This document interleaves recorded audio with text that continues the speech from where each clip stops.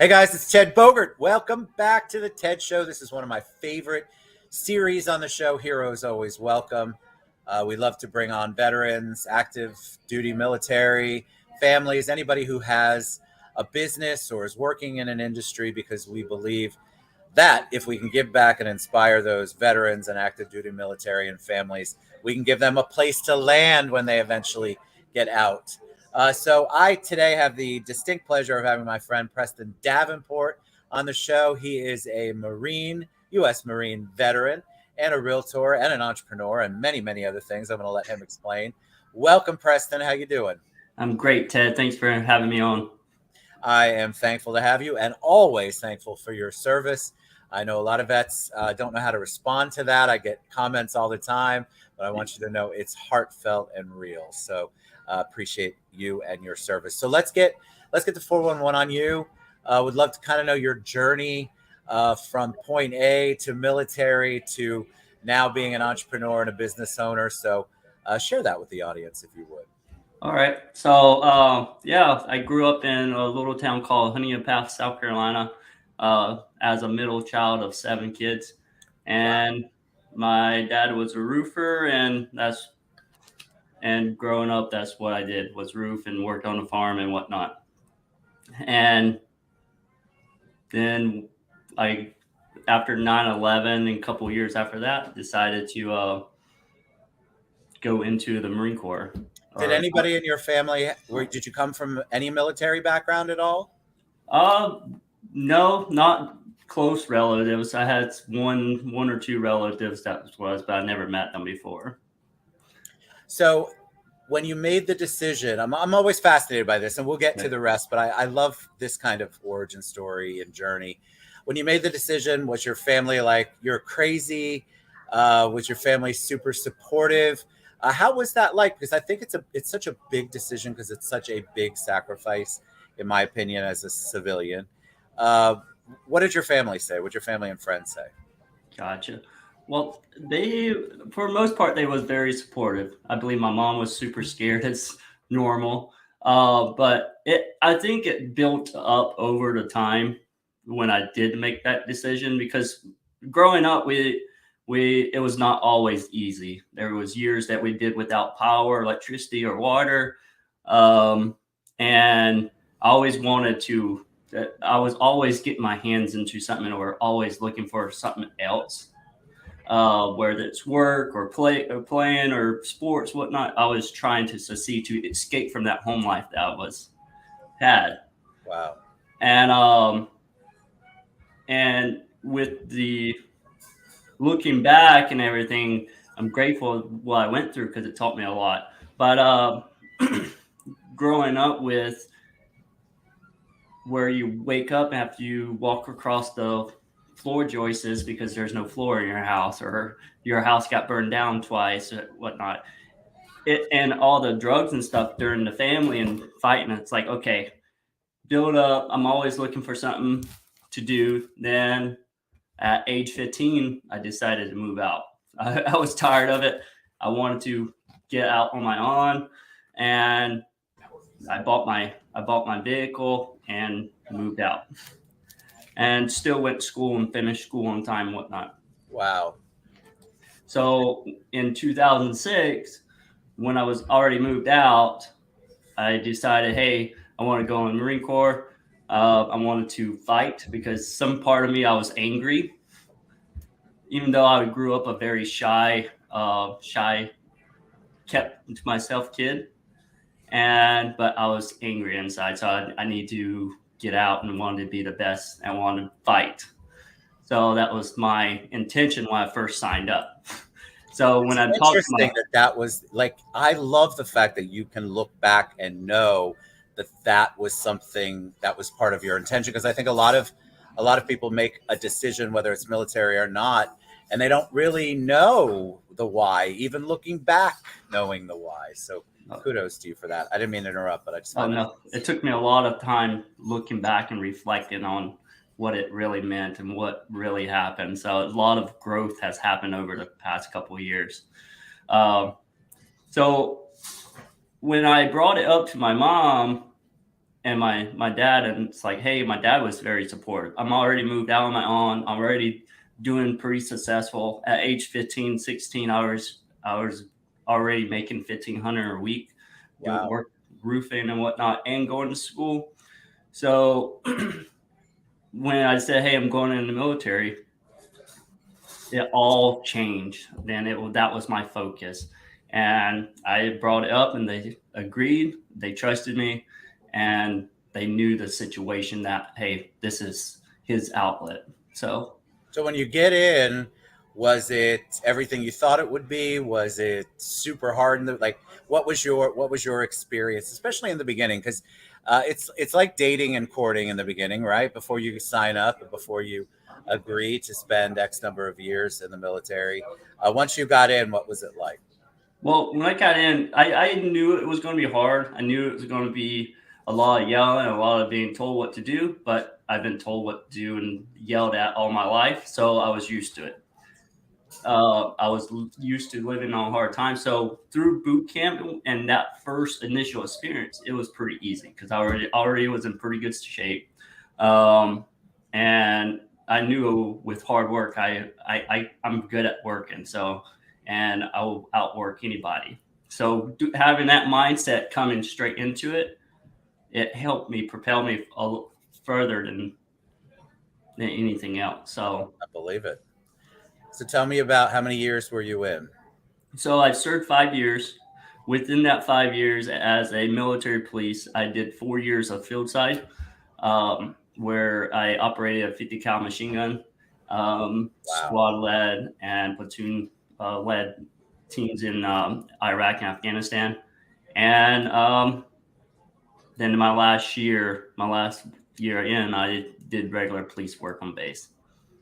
And so, was it a choice for you to leave after 5 years? Did you want to get out and do something different? What was the reasoning behind transitioning out?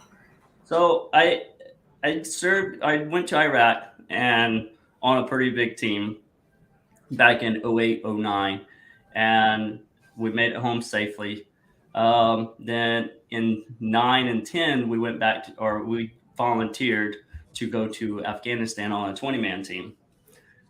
So, which there was a lot more activity over during that time frame in Afghanistan, where we did see a lot more of war. So, and being the leader of the 20-man team, it was eye opening. So, which I always wanted going into the military. I knew, hey, I want to fight. I want to serve this country and everything. So, having that experience, it was great. We lost a couple friends, uh, and we made it back too. So, when I got back, I was still angry because I did lose a really good friend and my best friend. I lost. Um, so I wanted to go back. This was before I had anything back at home because I already left home. I'm already in the military. I was not married, and basically, I'm ready to fight again. So I wanted to go back, but my gunny or my master sergeant at the time was like, "Hey, as long as I'm in command, you're not going back," because he was right there with me. So he basically father figured me and said, "No, you're not going back." Love it. And then during that time where I'm fighting, go back, I was stuck on regular base patrol, base police, and my now wife, after 10 years or 10 years before, um, she got pregnant, and that was that transition phase. Okay, I have a family now, and I'm not able to go back to fight right now, so I might as well just get out. So when you realize that, and so you get out, and I understand the reasonings. Thank you for sharing that. Do you know what you want to do? Did you have an idea of, like, I'm always fascinated by the story. Once you get out, was there a plan, or did you have to kind of wing it or go through trial and error until you got to real estate? Did you know you wanted to do that? Kind of give us a picture of what that was like. Yeah. So even before I went in, I was deciding to be a military or a police officer afterwards, or some type of law enforcement. So that was the reason why I chose military police, because I was able to fight and I was able to get the knowledge to do law enforcement. So when I got out, that's what I strived for, was going to law enforcement. And everything was bumping the road, and I didn't make it into the law enforcement. So my mind was like, because of how I grew up was the scarcity mindset. It's like, hey, I need to make money now. What's the fastest way? I had roofing, but there was not too many roofing jobs when I got out. So I became a truck driver, and which was pretty good, but my mindset was, hey, I was able to take care of or do that easily because I already been away for years at a time, Right. and it was not really affecting me. So, but it took a toll on my family. So, to answer your question, Because I you're away didn't forever. You're away a lot. every day, yeah, months at a time. So it was pretty tough on the family. So to answer your question, I didn't know what I wanted to do when I got out. So And now, how did you find your way to real estate? so real estate showed up. So It does very often, my friend. after going through all of the stuff and whatnot, um, I tend to trust my gut or look at signs of, you can call them spiritual, whatever. But I trust it where when things do show up, for some reason, I look deeper into it. So one day, my wife and I talking about jobs and whatnot, and the sign popped up from Century 21, said, "Hey, education class for real estate, get your license and get hired on as real estate." I told my, "Hey, we should do this because they're hiring two people to be real estate agents." So at the time, she didn't want to, so I kind of just put that on the back burner, and it just kept on working. And a couple months later, it just started showing up everywhere. And it's like, okay, I'm just going to do it. So that was back in 2015, 2016. So I got my license in 2016. And that first year, I didn't know what was going on. So I was independent. I didn't have a team or knew anything about it. So that first year, I sold one or, I know, 2, 3 deals. And that first couple of deals fell apart. But uh, It happens, my friend. It happens. yes, so it was a lesson learned really quick. Then once I got settled in, hey, I want to stop truck driving because I'm tired of being away. I'm tired of missing out on the family. So I got a local job doing teaching truck driving and part-time real estate. So my boss at the time said, "Hey, you can put signs on all the trucks if you want." Nice. So I put signs on all the semis, the 4 or 5 semis that we had, and being a truck driver educator, we drove around through town with my signs. That's Um, cool. so then just one day, it's like, hey, I want to go full time. I'm taking the leap. I found a team, and I went full time back in 2018. And once I made that commitment, um, it changed. It changed greatly because I didn't have any secure backing or anything. Just, hey, I gotta Focus. You could focus 100% on it. exactly. It's very hard when you're serving two masters, so to speak, and you've got your job that's quote unquote paying the bills and the one that you really want to get to. It's very difficult for anybody to go through that. So kudos to you for making the leap finally. So when you made the leap finally, what have you seen? What have you seen in the market? How's your transition be? Because it's one thing to be a newer agent, a newer full-time agent. That was 3, 4 years ago now. What have you seen in the last 4 years? So that first year, and when I was really, hey, I had to do the job. I get into the office at 7. I get prepped, do my role play scripts, then I will go in straight calling, whether it's cold calling or following up with leads. At the time, my team had a pretty large database. So when nobody else was in the office, I went into the office and I made 600 phone calls or 500, and I just called. Then, like 3 months later, all chaos broke out, and I had 30 buyers, or Wow. because all the consistent work and going Yes. to the office and treating it like a job. So within that, between 2018 and mid 2019 of going full time, I worked my way up to 4 or 5 deals a month, and Nice. that was in Washington State. So north of Seattle, and everything was going well.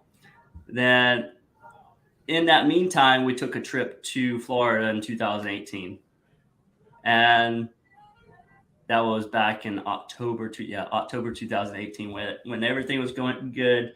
And when we got back, my wife and I looked like, hey, we think we want to move to Florida. Sure. So we're tired of cold. There's nothing really here, but I built my business where everything was going well. My clientele was great. And then that gut feeling showed up and said, hey, you might need to move to Florida. So, and Picked up and did it. that's it. So at the same time, with all this going on, my wife and I was planning on having a baby, our second baby.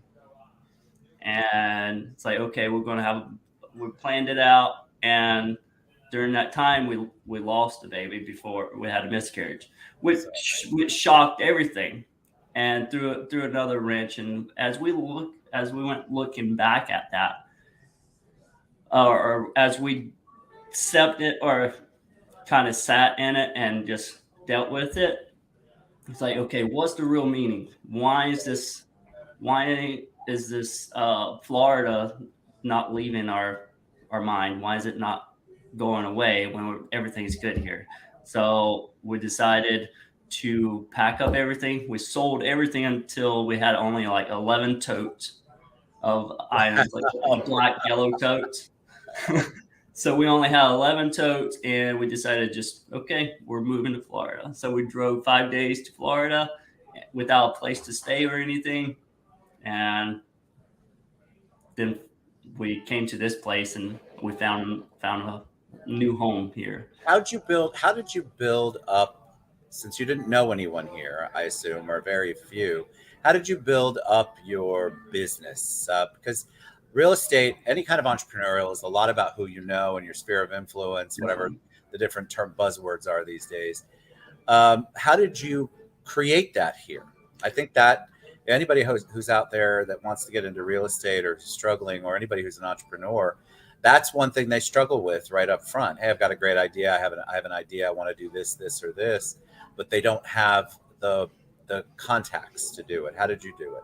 Right. So being in a new area, not knowing the location or anything, so I had to learn it all. So the first thing I did was I got a new car, and I became a Uber and Lyft driver. So, and the reason why I did that was to learn the area as quick as possible. And in my mind, the quickest way to learn is by driving and still making money while I'm driving around doing it. So at the same time, I already completed my real estate license for Florida. And so I had my cars ready. So every person that I picked up, I would talk about it if they was conversational. So I talked about it, then as I'm driving 8 hours a day. And that's with That is so smart, though. Like, one thing, this is I listen, and so one of the things that is consistent in your story is your consistency to a method, or your consistency to whatever you put your mind to or you're working on. I mean, I can't even imagine somebody thinking that far ahead. Hey, I'm going to talk to everybody that I am doing in this temporary job for now, so that I can get to know more people. I think that's brilliant. But that goes back to your determination. So again, I wanted to point that out. I keep thinking in my mind, if everybody was as consistent as you are in whatever they're doing, that would be huge. That would be a huge change in their lives. Definitely. I still struggle with the consistency, We but all do. Listen, I want to be better at it. I think we all struggle with it, but I love the fact that that's a running theme in your success at whatever you have been doing. exactly. So then I knew from my previous, I could do it, because when I first started making my phone calls in Washington, I told my manager, I was like, hey, I'd rather get shot at than to make these phone calls any day of the week. And I just started doing it. And when I got here, I didn't know anybody, I didn't have any contacts for anybody, anything. And I probably had 4 friends so far. So I lived in an apartment. I did Uber and Lyft. And I was fortunate enough where I built my business in Washington, where it fed me for 6-8 months of good income and allowed me the time to really just enjoy the family and take it all in.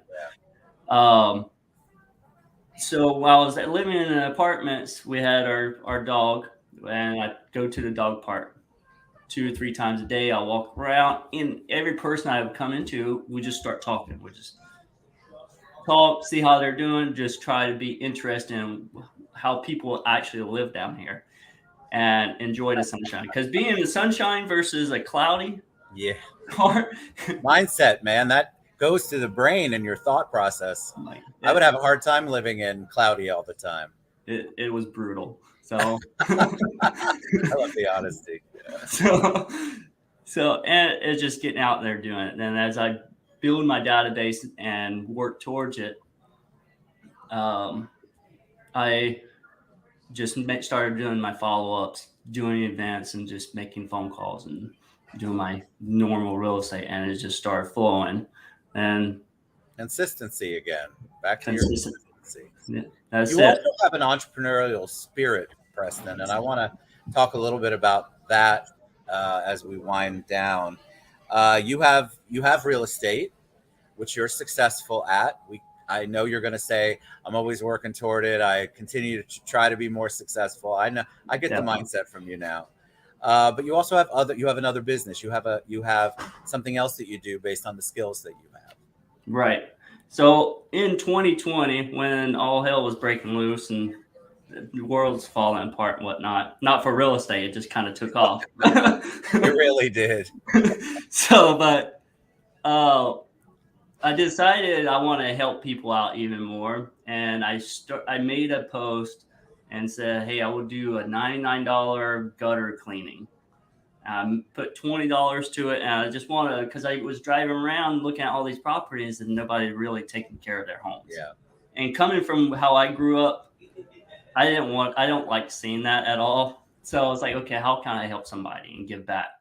And so I put the post out there. Then in a month's time, I didn't have to post anymore. The handyman business blew up, and as I working on my Corolla, so I joke about it now. I had a Toyota Corolla, and I'm just going to clean people's gutters. And it's like, hey, what else can you do? Oh, I can do this. I can do this. Because that's how I grew up. I grew up doing everything at home. Right. And knowing real estate, that was another avenue. Hey, the more people I meet, the luckier I probably would get. 100%. So with Handyman, it's quick, it's easy. I love doing it as a hobby. And now it's almost a full-time job as well. You're busy, and the market's shifted a little bit, right? So, but I feel like the handyman business, for those of us who don't know the difference between a screwdriver and a hammer, it is so important to have somebody that you can trust out there that does that kind of work, because not everybody's built or trained or has the skill set to do it. So kudos to you. You have 2 entrepreneurial things going on, because that's your spirit. Right. So let me ask you before we head out, we have your website scrolling across, pdhomes.org. is scrolling across the bottom. That's how they can reach you on anything real estate, correct? Okay. Right. They can also reach you there or on social media as well. I'll let you give all of that. Um, but I always like to ask a personal question as we wrap up, because I think that when people, especially veterans who are watching and wondering, they go, all right, I love Preston's journey. I always like to throw a little personal stuff in, even though you did an amazing job, my friend, by the way, sharing personal. So thank you for that. Hmm. When I say the word hero to you, who is the first person that comes to mind? Oh, my best friend. Tell me So why. when and him and I volunteered at the same time, and we volunteered to go to Afghanistan and lead this 20-man team. He was going to take a squad, and I'd take a squad. So we took 20 young guys to Afghanistan and was dropped off on the outskirts of a city.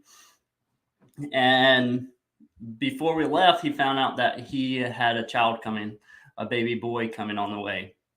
And he was supposed to be born in June. So we got to Afghanistan in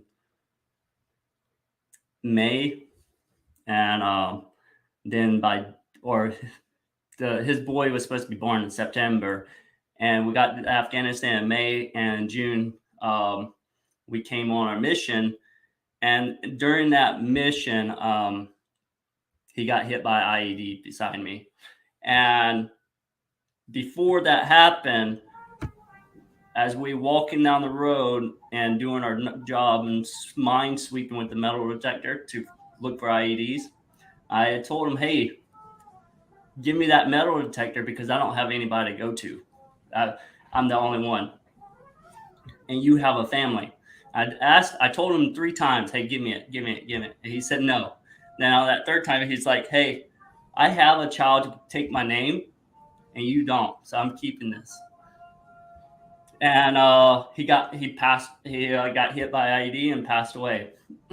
So in September, when his boy was born, I came home for the 2 weeks of leave, and cut the umbilical cord, and then went back to Afghanistan to finish the tour.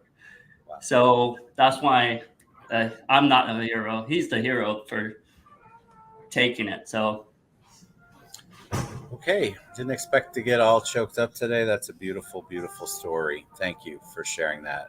I think that when people like me say thank you for your service, I love to thank all veterans and active military and their families, because the sacrifices that you make every day, and the ultimate sacrifice that so many have made, we just need to continue to be grateful for everything that you all do. If Rob was on here, he'd say I didn't do service during the time where it was war, but it's still service. It's still service right. to our country. It's still such an honorable thing to do. So thank you for sharing that story. All right, so I already said it once, but Preston, tell them the best way that they can find you and find out more about real estate, handyman, and anything else you want to share. What's the best way for them to find you?